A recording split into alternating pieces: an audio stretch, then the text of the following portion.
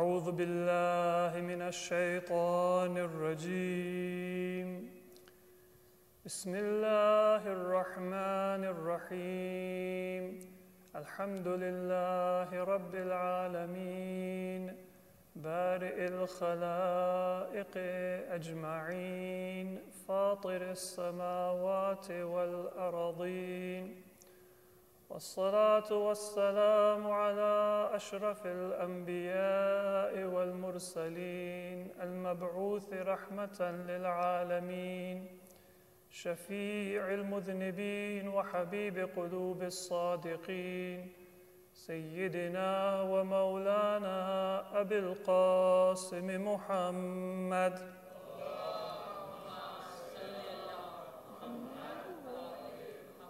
وعلى أهل بيته الأطيبين الأطهرين الهداة المهديين ولعنة الله على أعدائهم إلى قيام يوم الدين رب اشرح لي صدري ويسر لي أمري واحلل عقدة من لساني يفقه قولي أما بعد فقد قال الله عز وجل في القرآن المجيد بسم الله الرحمن الرحيم ونريد أن نمن على الذين استضعفوا في الأرض ونجعلهم أئمة ونجعلهم الوارثين صلوا على محمد وآل محمد.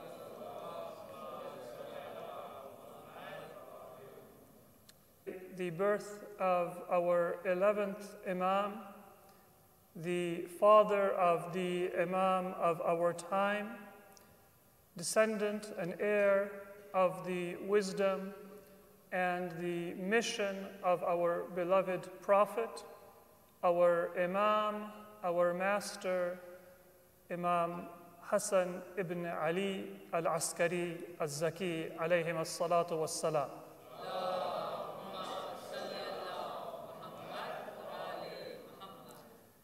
And briefly today, I would like us to learn a little bit and to remind ourselves of some of the important spiritual lessons that we learn from the life and from the period of our 11th Imam. Sometimes when we divide our history, we categorize the eras in which our Imams lived according to standards that don't actually give us a... Many of us, we think of the movement of Imam Hussein alayhi salatu wassalam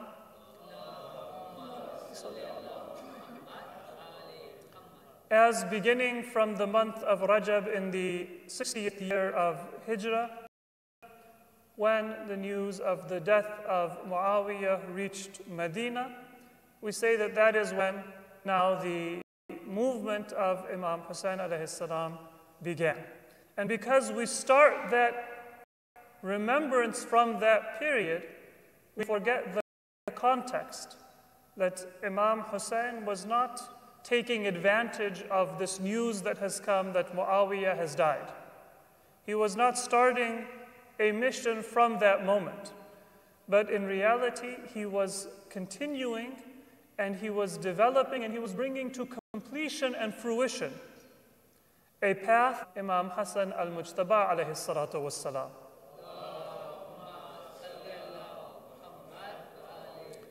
The peace or the truce of Imam Hassan was meant to give some respite and some strength to the followers of Ahlul Bayt so that they could develop the strength and but in spiritual and religious terms, to show what is wrong with the Umayyad system and manner of organizing society and government and conception of what the Muslim Ummah means. You can defeat your enemy militarily, but then become like your enemy or worse than your enemy in terms of your own society, of those empires that came before them. The road developed by the Greeks. The Mongols came and they conquered Persia and the Abbasid government in Baghdad. But then, within a generation, the Mongols became Islamized, and some of them became Muslim.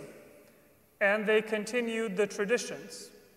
If you didn't know the name, then you might think. And the Abbasids adopted the worst habits of the Umayyads and the Persians. And so they combined two imperial and two oppressive systems into one grand empire of oppression that some people consider to be the golden age of Islam. So if you want to understand the movement of Imam Hussein, you have to begin your periodization earlier and say that I want to see what was it that caused Imam Ali to later Imams. The era of the 12th Imam, the Imam of our time, Hujjat ibn al-Hassan, may Allah hasten, Hijri, after the martyrdom of his father, Imam Hassan al Askari. But in reality, we should look at the era of our Imams after Imam Rida in general, from the period of the Imamat of our Imam, as the beginning of the period of a time when the Imam will be in Ghaibah, and when the Shia have direct access to the Imam, and so they have to develop a culture when the Imam will be in occultation. Historically, we will say that there was a Ghaibat Sughra and a Al-Ghaibatul Kubra, minor occultation, and then about 69 years after the beginning of the Imamat of our 12th Imam, that period of ambassadorship, as not Al-Ghaibatul Sughra or Al-Ghaibatul Kubra, but Al-Ghaibatul Muqaddamiyya. Think of it as a preparatory Ghaibah. Imam was not in occultation, the Imam of the Shia, and he is living in the close. There are certain principles. There are certain values that are the basis of our faith. And if we connect ourselves to those principles, then even when superficial circumstances may seem to be very confusing, we will be able to preserve our faith. But if we rely on a crutch,